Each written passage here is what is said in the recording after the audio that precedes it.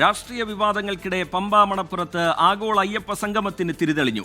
NSS SNDP നേതാക്കൾ പങ്കെടുത്തതും കോടതികളുടെ അനുകൂല നിലപാടും ദേവസ്വം ബോർഡിന് തുണയായി.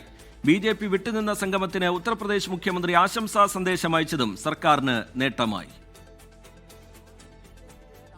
ശബരിമല അയ്യപ്പ ക്ഷേത്രവുമായി ബന്ധപ്പെട്ട് ഇടതു സർക്കാർ നടത്തുന്ന ആദ്യത്തെ വലിയ ഇടപെടലാണ് ആഗോള അയ്യപ്പ സംഗമം. എതിർപ്പുകൾക്കും വിമർശനങ്ങൾക്കും ഇടയിലൂടെ ആഗോള അയ്യപ്പ സംഗമം യാഥാർത്ഥ്യമാക്കാൻ കഴിഞ്ഞു എന്നതാണ് സർക്കാരിന്റെയും തിരുവിതാംകൂർ ദേവസ്വം ബോർഡിന്റെയും നേട്ടം. രാഷ്ട്രീയ വിവാദങ്ങൾ മാറ്റി നിർത്തിയാൽ ചടങ്ങിൽ ആര് വിളക്ക് കൊളുത്തും എന്നതായിരുന്നു ഉദ്ഘാടന ദിവസം ദേവസ്വം ബോർഡിനെ കുഴക്കിയ പ്രശ്നം. തന്ത്രി പങ്കെടുക്കുന്ന ചടങ്ങിൽ വിളക്ക് കൊളുത്തൽ അദ്ദേഹത്തിന്റെ അവകാശമാണെന്നിരിക്കെ മുഖ്യമന്ത്രി അത് നിർവഹിച്ചാൽ വിവാദമാകുമോ എന്നതായിരുന്നു ആശങ്ക. ചടങ്ങിന്റെ തുടക്കത്തിൽ തന്ത്രിയെ കൊണ്ട് വിളക്ക് തെളിയിച്ച് ബോർഡ് പ്രശ്നം പരിഹരിച്ചു.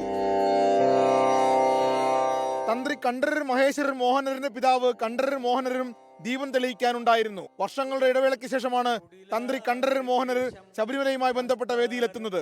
കൈതപ്പുറം ദാമോദരൻ നമ്പൂതിരിയുടെ പ്രാർത്ഥനയോടെയാണ് ചടങ്ങ് തുടങ്ങിയത്. ധർമ്മശാസ്ത്രം ഇഷ്ടവരദം ശരണം പ്രപദ്യേ. BJP വിട്ടുനിന്ന ചടങ്ങിന് ആശംസ അറിയിച്ച് ഉത്തർപ്രദേശ് മുഖ്യമന്ത്രി യോഗി ആദിത്യനാഥ് ആശംസാ സന്ദേശം അയച്ചു. അധ്യക്ഷ പ്രസംഗത്തിലും അതിനു മുമ്പ് മാധ്യമങ്ങൾക്ക് നൽകിയ പ്രതികരണത്തിലും യോഗിയുടെ ആശംസ മന്ത്രി VN Vasavan ഉയർത്തിക്കാട്ടി. In this perspective, Agola Ayyappa Sangam assumes much significance. Hope that this conclave would be successful in achieving its objectives with regards Yogi Adityanath. ആഗോള അയ്യപ്പ സംഗമത്തിന്റെ പ്രചരണാർത്ഥം CPIM മുഖപത്രമായ ദേശാഭിമാനിയിലും BJP മുഖപത്രമായ ജന്മഭൂമിയിലും ഇംഗ്ലീഷ് ദിനപത്രമായ ഹിന്ദുവിലും PRD പരസ്യം നൽകി. മുഖ്യമന്ത്രിയുടെ ചിത്രം വെച്ചായിരുന്നു പരസ്യങ്ങൾ. NSS vice president M Sangeeth Kumar, SNDP യോഗം general secretary Vellappally Natesan, KPMS നേതാവ് പുന്നൽ ശ്രീകുമാർ തുടങ്ങിയ സമുദായ നേതാക്കളും ആഗോള അയ്യപ്പ സംഗമത്തിൽ പങ്കെടുത്തു. സദസ്സിൽ ശ്രീനാരായണ ധർമ്മവേദി നേതാവ് ഗോകുലം ഗോപാലൻ അടക്കമുള്ളവരും ഉണ്ടായിരുന്നു.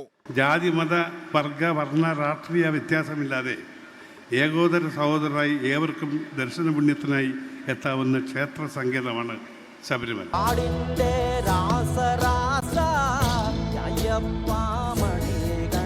24 പമ്പ.